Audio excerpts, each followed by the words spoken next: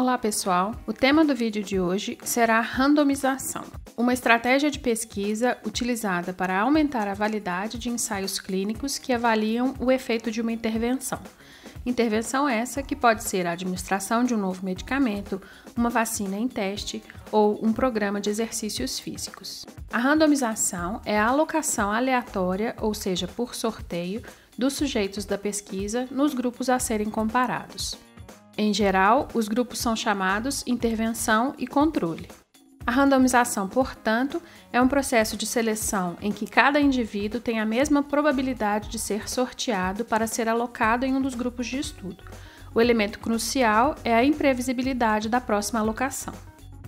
O objetivo é formar grupos comparáveis, isto é, com características semelhantes, de maneira a fazer com que os fatores que confundiriam a interpretação dos resultados tendam a se distribuir igualmente nos grupos, dentro dos limites do acaso, tendo assim seus efeitos anulados. Lembrando que fatores ou variáveis de confundimento dizem respeito à mistura de efeitos provocados por pelo menos duas variáveis sobre, por exemplo, o desenvolvimento de uma doença. Em uma investigação sobre poluição atmosférica e bronquite crônica, há confundimento se os efeitos da poluição e do hábito de fumar estão misturados, ou seja, o hábito de fumar confunde a interpretação da relação entre poluição e bronquite. Como se dá, então, a randomização? Conforme vimos, cada indivíduo que consente em participar do estudo é colocado, por processo aleatório de decisão, em um dos grupos, intervenção ou controle. Aos membros do grupo intervenção está reservado um tipo de procedimento, por exemplo, uma nova vacina em teste.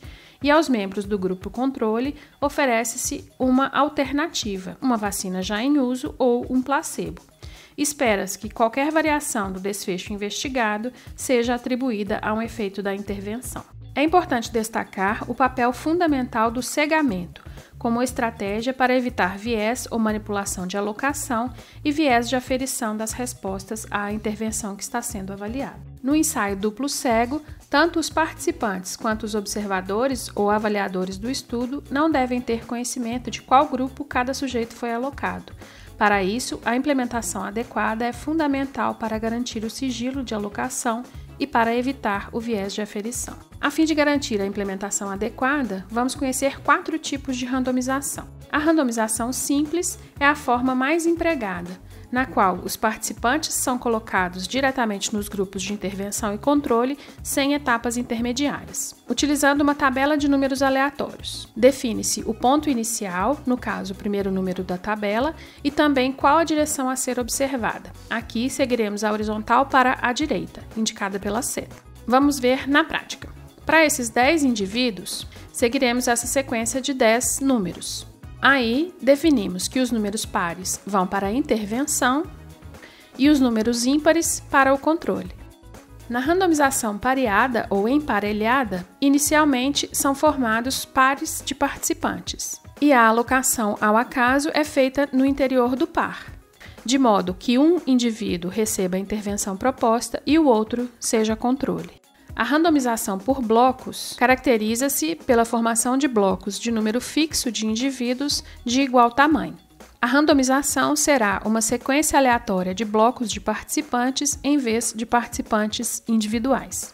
Essa estratégia garante que os grupos sejam equilibrados quanto ao número de participantes, e para garantir o sigilo de alocação deve-se utilizar variação aleatória também do tamanho dos blocos. Chegamos à randomização estratificada. Os bonecos agora representam os 1000 indivíduos que serão estudados, e nós consideramos o sexo e a idade como importantes determinantes de prognóstico. Portanto, é importante sabermos a composição dos grupos em termos dessas duas variáveis. Primeiramente, estratificamos os indivíduos por sexo, 600 mulheres e 400 homens. Em seguida, por idade, temos agora 4 grupos: mulheres jovens, mulheres idosas, homens jovens e homens idosos. Eles serão randomizados dentro de cada um desses subgrupos para o grupo intervenção e para o grupo controle. Desta forma, aumenta-se a probabilidade de que os grupos de estudo sejam comparáveis em termos de idade e sexo. Bem, como escolher então entre os diferentes tipos de randomização? As vantagens da randomização simples são o baixo custo e a facilidade de implementação. especialmente em grandes ensaios. As desvantagens incluem o risco de gerar desequilíbrios no número de participantes nos grupos, assim como na distribuição de fatores de risco basais, especialmente em estudos com amostra pequena. A randomização em blocos é uma boa opção quando se deseja equilíbrio no número de participantes em cada grupo. A estratificação é uma boa opção para proporcionar equilíbrio de covariáveis importantes. Um lembrete: mesmo que o processo de randomização tenha sido realizado adequadamente, é conveniente verificar se o objetivo foi atingido, por meio da comparação das características dos grupos formados. Características que não foram igualmente distribuídas entre os grupos deverão ser objeto de controle na fase de análise dos dados. Obrigada, esperamos que tenha sido útil. Estas foram as referências consultadas e as imagens utilizadas são de livre acesso e estão disponíveis no Pixabay.